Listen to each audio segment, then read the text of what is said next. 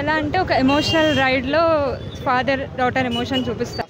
Not only father and daughter, mother and daughter కూడా, but ఫాదర్గా కావచ్చు డాటర్గా కావచ్చు ఇద్దరు ఇరక్ తీస్తారు యాక్టింగ్ అయితే.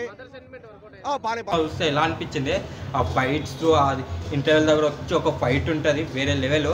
వెంకటేష్ మాత్రం అసలు యాక్టింగ్ ఇరిగా తీసిన.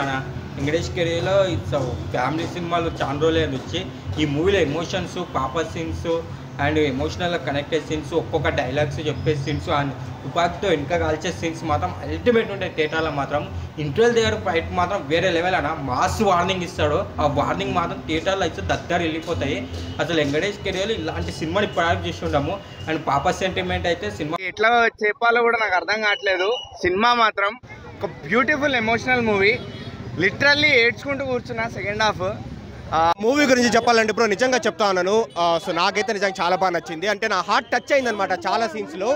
అంటే మనం ఎమోషనల్ రోలర్ కోస్టర్ అంటూ ఉంటాం కదా, మనం అప్పుడప్పుడు హ్యాపీగా ఫీల్ అవుతూ ఉంటాము, సాడ్గా ఫీల్ అవుతూ ఉంటాము, ఎగ్జైట్ అవుతూ ఉంటాము, పోతాను. ఆ రేంజ్లో ఉన్నాయి మాస్ ఫైట్స్. లక్ష్మి, తులసి అప్పట్లో వెంకటేష్ని ఎలా చూసాము ఫైట్స్ ఆ రేంజ్లో ఉన్నది. అండ్ టోటల్ మాస్ ఉంటాను. ఆ సినిమా మాత్రం వేరే లెవెల్ ఉంది. పండగ కరెక్ట్ యాక్షన్ ఫిల్మ్ అని చెప్పొచ్చు. ఈ 4 రేంజ్లు ఉంటుంది. అసలు సంక్రాంతి విన్నర్ అని చెప్పొచ్చు. సినిమా మాత్రం ఇంటర్వెల్ దగ్గర అండ్ ఫైట్స్, క్లైమాక్స్ ఫైట్స్ మాత్రం అల్టిమేట్ ఉంటాయన్న. అసలు ఆ గన్స్తో